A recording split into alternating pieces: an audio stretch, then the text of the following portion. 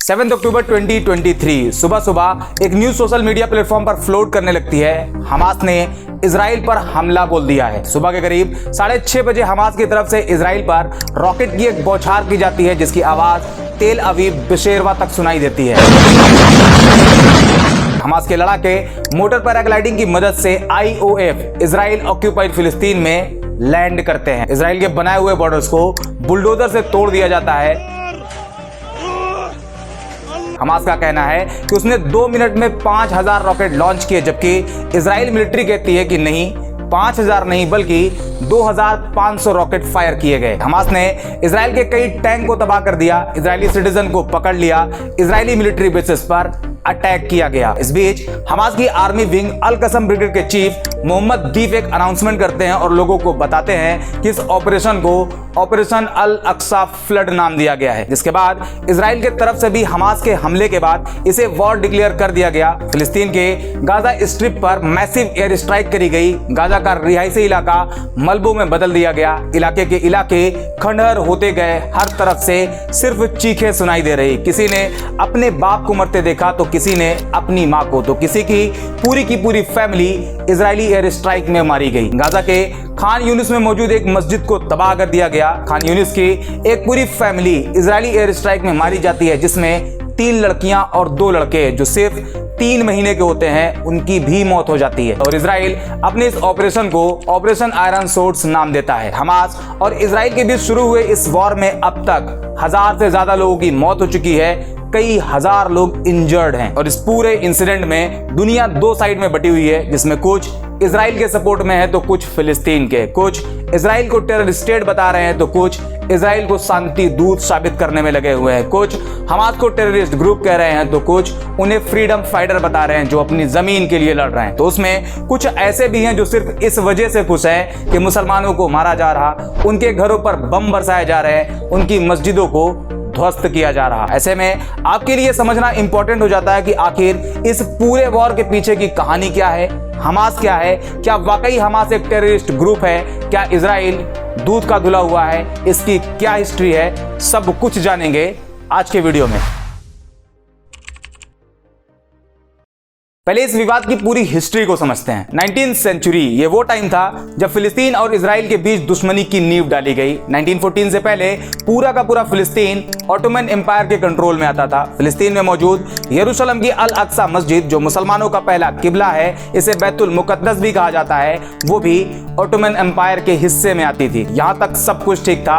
अभी तक दुनिया के नक्शे पर इजराइल नाम का कोई देश एग्जिस्ट ही नहीं करता था। ये पूरा का पूरा एरिया फिलिस्तीन हुआ करता था। लेकिन 1914 टू 1918 के बीच फर्स्ट वर्ल्ड वॉर होती है और ऑटोमन एम्पायर इस वॉर में हार जाता है और फिलिस्तीन पर ब्रिटिश एम्पायर का कंट्रोल आ जाता है। लेकिन अभी भी इजराइल नाम का कोई देश एग्जिस्ट ही नहीं करता है और इस टाइम पर फिलिस्तीन में अरब मेजॉरिटी में होते हैं और यहूदी माइनॉरिटी में। वर्ल्ड वॉर फर्स्ट के टाइम पीरियड में ही ब्रिटेन ने पब्लिकली अनाउंस कर दिया था कि यहूदियों के लिए उनका अपना एक नेशनल होम स्टेब्लिश करेंगे, जिसे बालफोर डिक्लेरेशन कहा जाता है। यह बात उस टाइम के जो करंट ब्रिटिश फॉरेन सेक्रेटरी थे, जिनका नाम था आर्थर जेम्स बालफोर, उन्होंने यहूदी कम्युनिटी के सुप्रीम लीडर लियोनेल वॉल्टर को लिखे एक लेटर में कही थी। ब्रिटेन ने ऐसा इसलिए किया था क्योंकि वो उस टाइम के वर्ल्ड वॉर में यहूदी कम्युनिटी का सपोर्ट चाहते थे। वर्ल्ड वॉर खत्म हुआ, ब्रिटिश का फिलिस्तीन पर कब्जा भी हो गया और यहूदियों ने खुलकर ब्रिटेन का साथ भी दिया, क्योंकि वादा तो यही था कि उन्हें उनका एक नेशनल होम दिया जाएगा। वादे के मुताबिक ब्रिटिश एम्पायर फिलिस्तीन की जमीन पर एक नए यहूदी नेशन बनाने की प्लानिंग शुरू करता है। लेकिन ये इतना आसान भी नहीं था, क्योंकि उस टाइम फिलिस्तीन में जो यहूदी पॉपुलेशन थी वो सिर्फ 10% से भी कम थी। ऐसे में 90% पॉपुलेशन से उनकी जमीन छीन के 10% लोगों को दे देना यह मुमकिन ना हो पाता। और इसके लिए ब्रिटिश एम्पायर ने एक नई चाल चली और यूरोप में रहने वाले यहूदियों को वापस से फिलिस्तीन में बसाना शुरू कर दिया। और धीरे धीरे 1922 से लेकर 1935 तक यहूदी पॉपुलेशन फिलिस्तीन में तेजी से बढ़ने लगी और 9% से बढ़कर 27% हो गई। ये 1995 का जो टाइम था, उस टाइम यूरोपियन कंट्री में यहूदियों को खूब टॉर्चर किया जा रहा था। साथ ही हिटलर भी यहूदियों के लिए काल बना हुआ था, जिस वजह से एक अलग यहूदी नेशन की मांग भी तेज होने लगी थी। यहूदियों का कहना था फिलिस्तीन उनके पूर्वजों का घर था, जबकि फिलिस्तीनी लोगों का कहना था कि फिलिस्तीन उनका है। और यहीं से शुरू होता है इजराइल फिलिस्तीन का विवाद। लेकिन अभी भी इजराइल नाम का कोई भी देश दुनिया के नक्शे पर मौजूद नहीं था। 29 नवंबर 1947 ये वो डेट होती है जब यूनाइटेड नेशन एक रेजोल्यूशन 181 अडॉप्ट करता है और फिलिस्तीन को 3 हिस्से में डिवाइड किया जाता है, जिसमें एक हिस्सा फिलिस्तीनी अरब लोगों को दिया जाता है, एक हिस्से को इजराइल बना दिया जाता है और एक हिस्सा जहां बैतुल मुकद्दस मौजूद है जिसे यरूशलेम कहा जाता है उसे यूनाइटेड नेशन के इंटरनेशनल कंट्रोल में रखा जाता है। और उस टाइम के अमेरिकी president Harry S Trueman Israel को एज अ नेशन एक्सेप्ट भी कर लेते हैं। अगले ही साल यानी 1948 में इजराइल अपनी आजादी का ऐलान करता है और 1948 को David Ben Gurion Israel state के एस्टेब्लिशमेंट की अनाउंसमेंट कर देते हैं। सीधे सीधे वर्ड में कहें तो ब्रिटिश एम्पायर ने जबरन इजराइल नाम के देश को फिलिस्तीन की जमीन पर बसा दिया, उस जमीन पर जो फिलिस्तीनियों की हुआ करती थी। और यह बात अरब वर्ल्ड के लिए एक जख्म की तरह बन गई और इजराइल ने जैसे ही आजादी का ऐलान किया उसके 24 घंटे के अंदर ही अरब देशों ने इजराइल पर हमला कर दिया और यह जंग करीब 1 साल तक चली। लेकिन उस टाइम इजराइल के जो लोग थे उन्होंने जंग लड़ी और ये सोचकर लड़ी कि उनके पास गंवाने के लिए तो कुछ भी नहीं, लेकिन अगर वो जीतते हैं तो उन्हें उनका एक अलग देश मिल जाएगा। हालांकि उस टाइम इजराइल को अमेरिका, ब्रिटेन जैसे सुपर पावर का भी सपोर्ट था, जिस वजह से अरब आर्मी इजराइल से जंग में हार जाती है और इजराइल फिलिस्तीन के उन जमीनों के कुछ हिस्से पर भी कब्जा कर लेता है जिसे यूनाइटेड नेशन ने फिलिस्तीन को दिया था। इस बीच इजराइल ने 7,50,000 फिलिस्तीनियों को फिलिस्तीन से ही बाहर कर दिया और फिलिस्तीन के 78% हिस्से पर कब्जा कर लिया। बाकी बचे 22% हिस्से को भी 2 हिस्से में बांट दिया गया, एक बना वेस्ट बैंक और एक बना गाजा पट्टी जिसे गाजा स्ट्रिप भी कहा जाता है। 1967 में एक बार फिर इजराइल ने फिलिस्तीन से 3 लाख फिलिस्तीनियों को बाहर निकाल दिया और उनकी जमीनों पर कब्जा कर लिया। और जो यरूशलेम था इजराइल ने इसके वेस्ट रीजन पर भी कब्जा कर लिया जहां यहूदी पॉपुलेशन सबसे ज्यादा थी, जबकि ईस्ट यरूशलेम जहां पर अल अक्सा मौजूद है वहां पर मुस्लिम पॉपुलेशन ज्यादा थी। लेकिन 1967 में इजराइल ईस्ट यरूशलेम यानी अल अक्सा मस्जिद वाले इलाके को भी अपने कब्जे में ले लेता है। यह सब हो रहा था, फिलिस्तीनियों को उनके ही घरों से निकाला जा रहा था। कभी जो 10% यहूदी फिलिस्तीन में माइनॉरिटी हुआ करते थे वो अमेरिका और ब्रिटेन की मदद से फिलिस्तीन की जमीन पर कब्जा करते चले गए और यूनाइटेड नेशन, ह्यूमन राइट जैसे संगठन खामोश रहे। 1980 में इजराइल एक लॉ पास करता है और पूरे यरूशलेम को इजराइल की राजधानी डिक्लेयर कर देता है। फिलिस्तीन इसका अपोज करता है लेकिन कोई सुनवाई नहीं होती। हालांकि यरूशलेम वो एरिया था जिसे यूनाइटेड नेशन ने अपने कंट्रोल में रखा था। ऐसे में कायदे से तो यह होना चाहिए था कि इजराइल का कंट्रोल यरूशलेम से वापस खत्म करवाना था, लेकिन ऐसा कुछ भी नहीं हुआ। आप आज भी गूगल पर सर्च करोगे इजराइल कैपिटल नेम तो नाम आएगा यरूशलेम। अब यहां पर एक चीज और ऐड करी जा सकती है कि यूनाइटेड नेशन ने फिलिस्तीन के साथ गेम खेला, पहले यरूशलेम को अपने कंट्रोल में रखा और फिर इनडायरेक्टली उसका कंट्रोल इजराइल के हाथों में दे दिया। वैसे तो यूनाइटेड नेशन के कुछ अपने नियम कानून हैं, लेकिन इजराइल के लिए सारे नियम कानून उसके जूते के नीचे हैं। अब ऐसे में अब यूनाइटेड नेशन को बेबस कहोगे या फिर इजराइल के आतंक का सपोर्टर,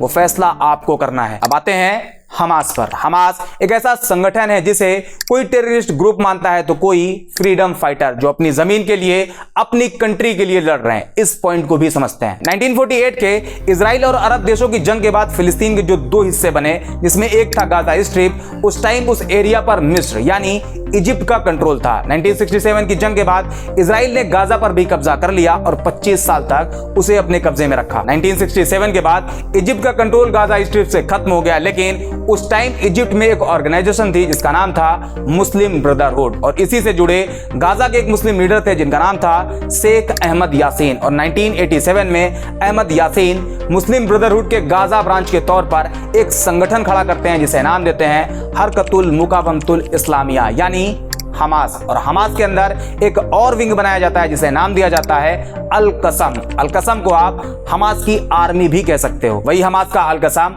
जो आज इजराइल के सामने अपनी जमीन के लिए लड़ रहा, उनका मेन एम है फिलिस्तीनियों को उनकी जमीन, उनका घर वापस से दिलाना। ऐसे में हमास दुनिया का एक ऐसा संगठन है जिसे कुछ देश टेरर ग्रुप कंसीडर करते हैं, जैसे कनाडा, यूरोपीय यूनियन, इजराइल, यूनाइटेड किंगडम और यूएसए। तो कुछ हमास को तो टेरर ग्रुप नहीं मानते लेकिन अल कसम को टेरर ग्रुप कहते हैं, जैसे न्यूजीलैंड और पैराग्वे। तो कुछ कंप्लीट हमास को ही टेरर ग्रुप नहीं मानते, जैसे Brazil, China, Egypt, Norway, Iran, Qatar, Russia, Syria, enter की। हमास आतंकी है या नहीं, ये अलग अलग देशों का अपना अलग अलग स्टैंड है, लेकिन अगर हमास की इंटरनल सिचुएशन देखें तो ऐसा बिल्कुल भी नहीं कि हमास बनने के बाद उसे सब कुछ आसानी से मिल गया। हमास के लिए जितनी बड़ी प्रॉब्लम उसे टेरर ग्रुप कहने वालों से है, उससे कहीं ज्यादा उसे फिलिस्तीन में ही मौजूद अलग अलग पॉलिटिकल ग्रुप से है, जिसमें एक पॉलिटिकल ग्रुप है फतह। हमास और फतह ये दोनों आपस में लड़ते रहते हैं और इजराइल इसका भरपूर फायदा उठाता है। इसकी एक अलग स्टोरी है,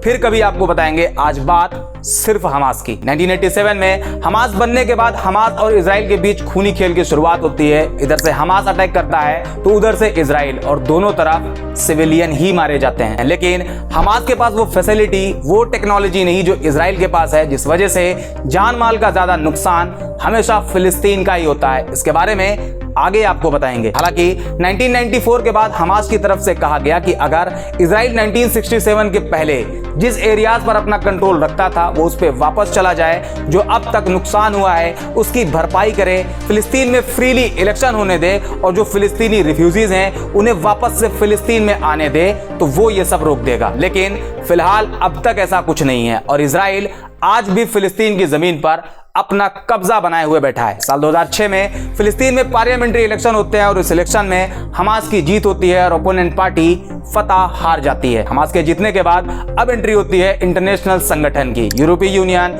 रशिया, यूनाइटेड नेशन और यूनाइटेड स्टेट ऑफ अमेरिका, ये चारों पैलेस्टीनियन नेशनल अथॉरिटी PNA के सामने शर्त रखते हैं, जिसमें पहली शर्त होती है हमास को टेरर और वायलेंस से दूर रहना होगा, दूसरी इजराइल को एज अ नेशन एक्सेप्ट करना होगा और तीसरी हमास को अब तक हुए पिछले सभी एग्रीमेंट को भी मानना होगा। लेकिन हमास इन सभी शर्तों को मानने से मना कर देता है। हमास के मना करने के बाद इसका निगेटिव इंपैक्ट फिलिस्तीन पर ही पड़ता है और फिलिस्तीन को मिलने वाले फॉरेन असिस्टेंट प्रोग्राम को सस्पेंड कर दिया जाता है और इजराइल इकोनॉमिक सैंक्शन भी लगा देता है। ये सब 2006 में हो रहा होता है। शर्तें अभी भी फिलिस्तीन पर ही लगाई जा रही थी, जबकि इजराइल ऑलरेडी फिलिस्तीन की जमीन पर इल्लीगल कब्जा किए बैठा हुआ है। यहां तक कि यरूशलेम, जो कि यूनाइटेड नेशन ने अपने कंट्रोल में रखा था, इजराइल ने उसे भी कब्जा किया हुआ है। बावजूद इसके अभी भी बात इजराइल के ही फेवर में की जा रही। चूंकि हमास की जीत हुई थी तो पावर भी हमास के पास ही होती और फतह, जो कि इलेक्शन हार चुकी थी, बावजूद इसके फतह को इंटरनेशनल सपोर्ट मिलता है। हमास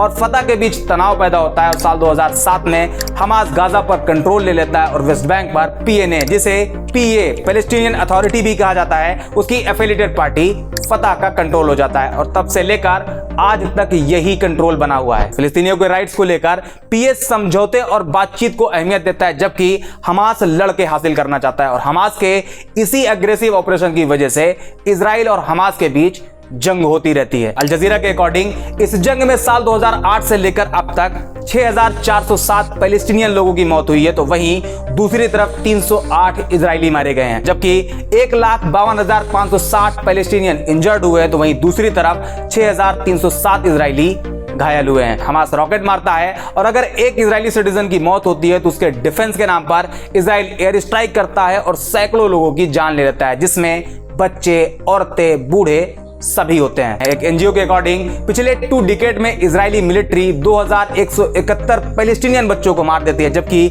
पैलेस्टीनियन की तरफ से 139 इजरायली बच्चे मारे जाते हैं। हालांकि मैं इसके सपोर्ट में हरगिज नहीं जिसमें बच्चे तक को भी ना छोड़ा जाए, उनकी जान ले ली जाए, लेकिन इस जगह पर आपको एक चीज मैं नोटिस कराना चाहूंगा। विकिपीडिया पर मौजूद इस आंकड़े को देखिए। इजराइल ने 2171 पैलेस्टीनियन बच्चे मार दिए और उसके इस घिनौने काम को बाय इजरायली मिलिट्री एक्शन कहा जा रहा, जबकि इजराइल ने 2000 से ज्यादा बच्चे की जान ली है, तो वहीं दूसरी तरफ 139 इजरायली बच्चे पैलेस्टीनियन अटैक में मारे गए, जिसके लिए वर्ड इस्तेमाल किया गया है बाय पैलेस्टीनियन मिलिटेंट्स। 139 बच्चे मारने वाला मिलिटेंट और 2171 बच्चे मारने वाला शांति दूत। ये ग्राफ देखिए, 2008 से लेकर 2020 तक जब जब फिलिस्तीन और इजराइल के बीच क्लैशेस हुए हैं, उसमें पैलेस्टीनियन लोग इजरायली के कंपैरिजन में बहुत ज्यादा तबाह हुए हैं। बावजूद इसके मिलिटेंट का टैग फिलिस्तीनियों को ही दिया जाता है। जमीन कब्जा हुई फिलिस्तीनियों की, फिलिस्तीनियों को उनके ही घर से भगा दिया गया,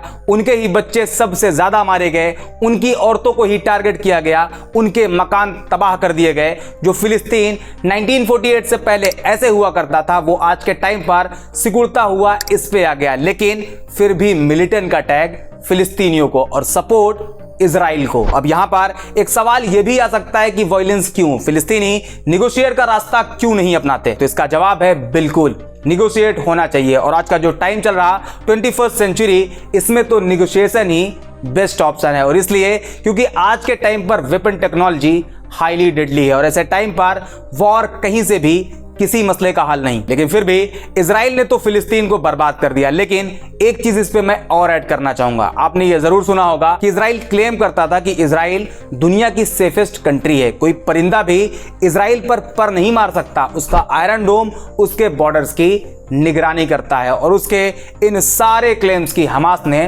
हवा निकाल दी। आपको क्या लगता है, फिलिस्तीन की जमीनों के लिए लड़ने वाले इन लोगों को यह मालूम नहीं था कि इजराइल के पास इनसे ज्यादा बल्कि बहुत ज्यादा ताकत है और ये एक अटैक करेंगे तो इजराइल उसके जवाब में 100 करेगा? और ऐसा पहली बार भी नहीं हुआ है। ये जानते हुए भी इन लोगों ने ऐसा कदम क्यों उठाया और इजराइल जैसे पावरफुल स्टेट पर अटैक करने चले गए? तो इसका जवाब वो लोग बेहतर तरीके से दे सकते हैं या उनकी गुजरी जिंदगी इस सवाल का जवाब दे सकती है, जो अपने देश के लिए, अपने देशवासियों के लिए, अपने देश की जमीन के लिए अपने से ज्यादा पावरफुल दुश्मन से लड़ चुके हैं। ये वही जानते हैं कि उनके पास ऐसी हिम्मत आती कहां से है। उम्मीद करते हैं इजराइल फिलिस्तीन में चल रहे विवाद की पूरी वजह आपको समझ में आ गई होगी। अगर हां तो हमें सब्सक्राइब जरूर करें। हमास और फतह से जुड़ी इंटरनल उठापटक की कहानी को लेकर एक वीडियो जल्दी ही आएगी। ऐसे में आपको चाहिए कि आप हमें सब्सक्राइब जरूर करें। बाकी मिलते हैं अगले वीडियो में।